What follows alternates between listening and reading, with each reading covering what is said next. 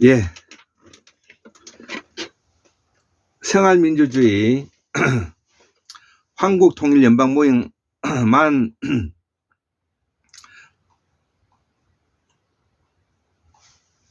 세 번째 강의. 생활민주주의는 한국 문명사에서 역사, 철학, 사상, 사회학과 정치학을 대표하는 우리 고유의 정치 개념이다. 경제적 독립체 선조와 정치적 개인공화국을 이루어야 된다. 예, 그래서 앞 시간에 우리는 생활 민주주의를 이루기 위해서는 바로 경제적 독립체 선조와 정치적 개인공화국을 이루어야 되는데, 이 경제적 독립체 선조와 정치적 개인공화국은 바로 21세기 디지털 시대에 맞추어서 무교의 공론장에서 분권하고 자율화되고 네트워크하고 연대하는 방식으로 뭐냐면 우리가 발전해 나가야 된다는 것이죠.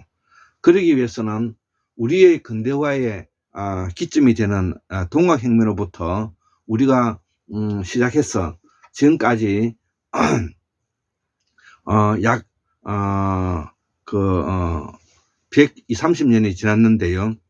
130년 동안 지나면서도 우리는 한국의 민주화가 지금 현재 매우 뭐냐면은 미흡한 것입니다. 그래서 지금 현재 우리 이 시간에 동학혁명의 정신을 바탕으로 해서 민주주의를 복원하는 방법으로서 이 생활민주주의를 설명하고 있는 것입니다.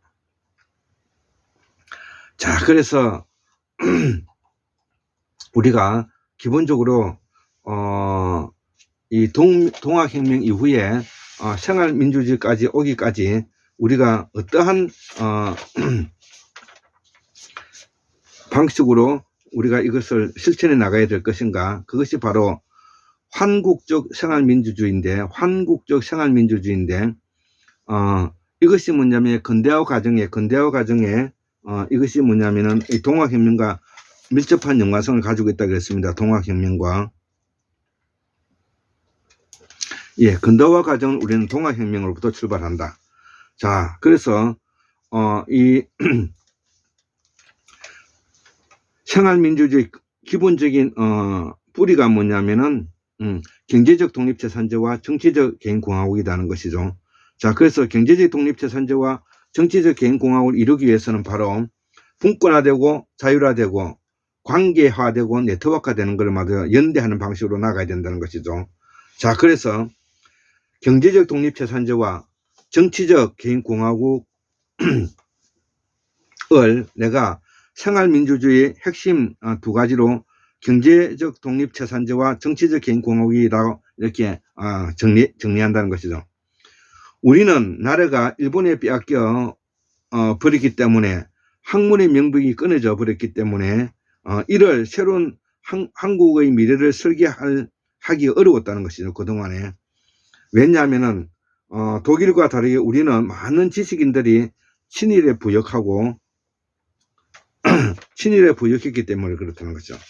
그러나 독일은 패전국이긴 해도 독일의 정치, 경제, 철학, 사상이 연계되어 있었기 때문에 지금 독일은 통일도 이루고 지금 이제 하브마서 같은 대철학자가 탄생하기도 한 것입니다. 그러나 여기에 우리는 맞추어서 이 성형과 독립운동가의 후손들을 이 지리멸멸하게 소외되었다는 것이죠. 그래서 학문의 명맥이 끊어진 것입니다. 그래서 이 학문의 맥을 복원시키는 분들이 바로 우리가 율곡 이준재 선생님이라든지 공우 강산 박사님이라든지 유창균 박사님이라든지 그 다음에 박문호 박사님이라든지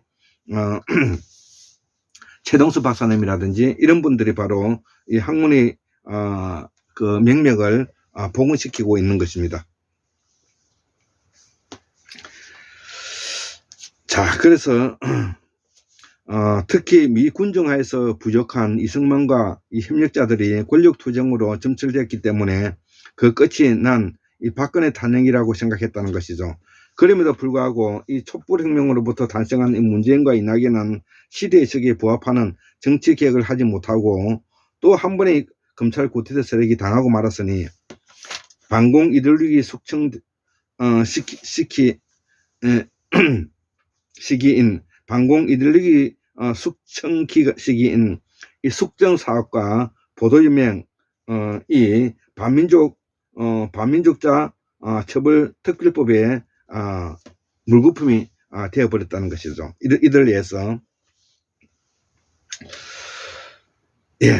그리고 이 산업화 세력과 군부 쿠데타 두 번인과 검찰 쿠데타 한 번으로 권력기관들이 비정상적인 국가 운영이 바로 쿠데타가 되었다는 것이죠.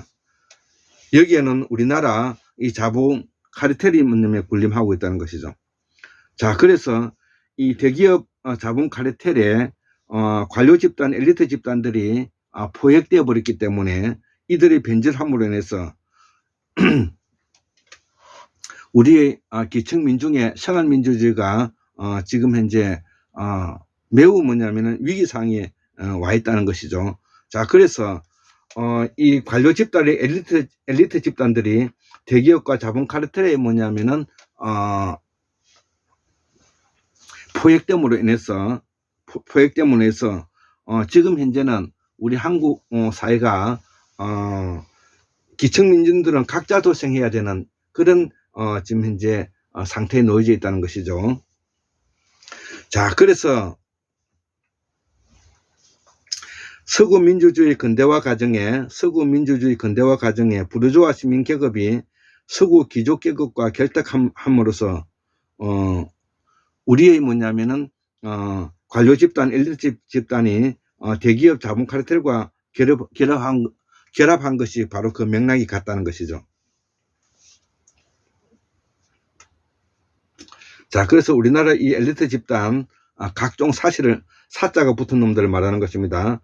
우리나라 엘리트 집단이 이 자본 카르텔과 결탁하여 한국의 시민계급을 억압하게 된 것이다, 이거죠. 자, 그래서 최동수 인사조직 연구소장님의 연구에 따르면 우리는 인사조직에 대한 시스템이 전무하기 때문에 여기에 대한 연구와 학습이 시작된 것이 나는 이 최동수 인사조직 연구소장님이 지금 현재 강의하고 있는 내용과 일치한다고 봅니다. 그렇기 때문에 우리는 항상 배우고 실천하고 생활민주주의로서 가는 것이 당연하다는 것이죠. 우리가 직접 민주주의를 실천하고 연동형 비례대표제를 실천하고 대의원제를 폐기하고 국민소환, 국민발의제 도입으로서 이 생활민주주의를 함께 해야 된다는 것이죠. 자, 그러기 위해서는 바로 우리가 민주주의를 실현하기 위해서는 기본적으로 분권화되고 자율화되고 네트워크화되고 그 다음에 협력하고 연대해야 되는데 이것을 가장 잘 설명한 사람이 바로 실존주의자들의 사르트르죠. 사르트르라든지 야스퍼스 같은 사람들이 바로 그런 사람들인데, 자, 이 실존이란 그러면 무엇인가라는 것이죠. 실존이라는 것은 인간이 사유하고 있는 그 자체를 우리가 실존으로 볼 수가 있다는 것이죠. 그렇기 때문에 인간만이 그 의미를 부여할 수가 있는 것이라는 것이죠. 그렇기 때문에 인간만이 그 의미를 부여할 수 있기 때문에 인간이 가지고 있는 고유한 독자성에서 자유로움이 나오고 그 자유는 뭐냐면 자유를 바탕으로 한다는 것이죠. 그렇기 때문에 자유를 바탕으로 하기 때문에 자유가 없고 자율이 없으면 책임도 질 필요가 없는 것이죠. 그래서 자유와 자율, 책임. 자, 그래서 실존, 자율, 책임, 권한. 그래서 책임은 권한이 있어야 되는 것이죠. 자, 그래서 우리가 이런 부분들을 우리가 함께 공부하면서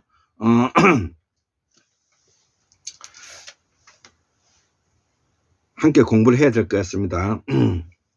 자, 그리고 우리가 항상 이야기했지만 이 무교의 공론장에서 우리는 인간을 어떻게 바라볼 것이냐. 예, 그것은 바로 이 무문화, 무신앙, 무교에서는 바로 보살사상이 있고요. 무성에서는 유교, 불교, 선도, 도교가 있고요. 그 다음에 무속에서는 뭐냐면은 무속, 토정비걸, 그 다음에 점쟁이 이런들이 뭐냐면은 무속이 되는 것입니다. 이것들이 바로 민주공화국을 공화정을 이루어가는 어떤 틀이다. 이렇게 우리가 이해하면 될 것 같습니다. 자, 그래서 기본적으로 우리가 민주화를 이루기 위해서는 기본적으로 생활민주주의라는 개념과 타이틀을 가지고 경제적인 독립체산제와 정치적인 개인공화국을 이루어야 되고, 경제적인 독립체산제와 정치적 개인공화국을 이루기 위해서는 우리가 사회 제도가 기본적으로 분권화되고 자율화되고 네트워크화되어서 연대하는 방식으로 나아가야 된다는 것이죠. 그래서 협력하고 연대하는 방식으로 뭐냐면 우리가 나아가야만이 우리가 한국 사회가 앞으로 발전적이고 새로운 모델을 제시할 수 있다. 이렇게 이제 우리가 알면 될 것 같습니다. 자, 그래서 앞으로 우리가 이 생활민주주의를 어떻게 실천하고 실현해 갈 것인가를 한번 더듬어 봤습니다. 예, 74,142년 1960년 2023년 11월 23일 목요일 황금무역학술원 골장 긴데서 올립니다. 예, 감사합니다.